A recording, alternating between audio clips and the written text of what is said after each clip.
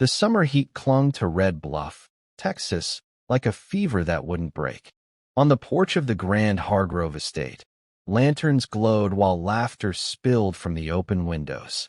Inside, Judge Gideon Dane raised a glass, celebrating his daughter Leona's engagement to Matthew Hargrove, heir to the richest ranch in 3 counties. In the shadows stood Nico Reyes, half Comanche, half Mexican, his expression unreadable. He had worked the Hargrove land since boyhood, loyal to the judge's family. But loyalty cut both ways, and tonight it stung sharp. Leona caught his eyes across the room, a fleeting look, a silent plea. But her father's hand on her shoulder ended it. The room cheered, and Nico slipped quietly into the night. The next morning, Red Bluff buzzed with chaos.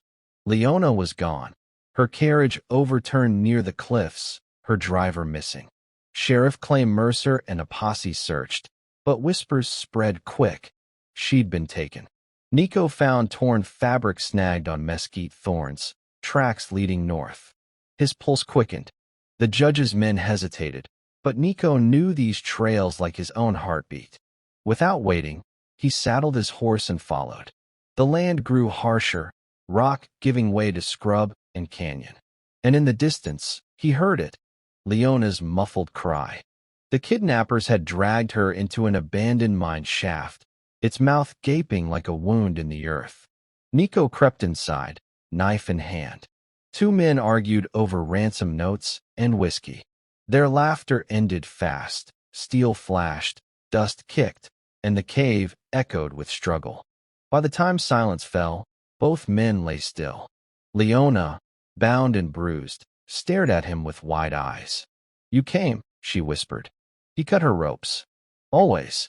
When he carried her out into the sunlight, she clung to him as if the world had split apart and he was the only thing left holding it together. They made camp by a dry creek bed.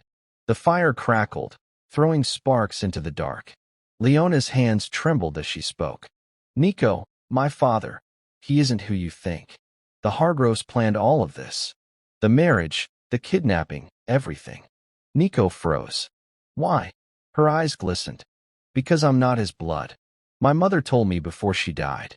He needed me bound to the Hargroves. I'm nothing but a pawn."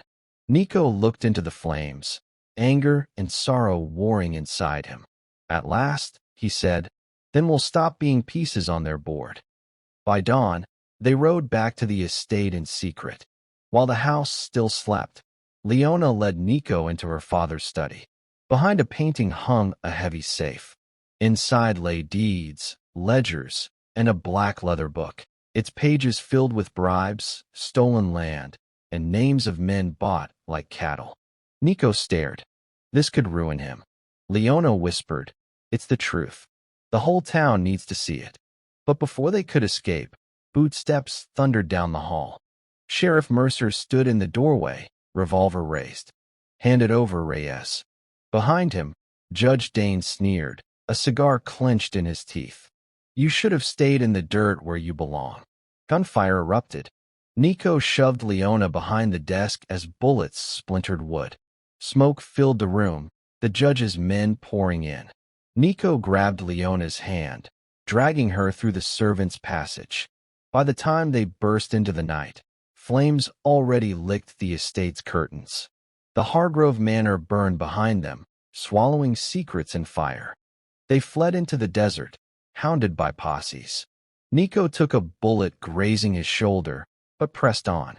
For days, Leona tended his wound in hidden canyons, grinding herbs, whispering prayers she half remembered from childhood.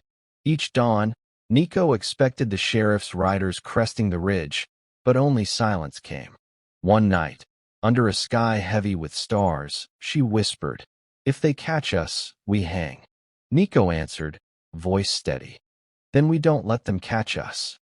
By winter, they reached Santa Fe. There, Judge Harlan Hurst, rival to Dane, listened carefully as Nico laid out the black book. Pages of corruption passed from hand to hand. Bribed jurors, stolen ranches, bought lawmen. The truth painted a rotten empire. The court convened, and though Dane never appeared, His grip on Red Bluff broke overnight. A warrant was signed. The Hargrove dynasty was finished. Nico and Leona never returned to Red Bluff. Together, they rode south, crossing rivers and dust plains until they found land where no judge's shadow reached. They built a small house of adobe and timber, working side by side. Slowly, the echoes of fire and betrayal faded into laughter, into the simple rhythm of days. Years later, a traveling marshal arrived with word. Judge Dane had fled into Mexico, hunted but never caught. Leona listened quietly, then turned back to her garden, hands in the soil. Nico stood on the porch, watching her, the evening sun setting fire to her hair. For the first time in a long time, his heart was at rest. What began with betrayal had ended in freedom. And though the past would never release its scars, they had carved out something stronger, something worth keeping.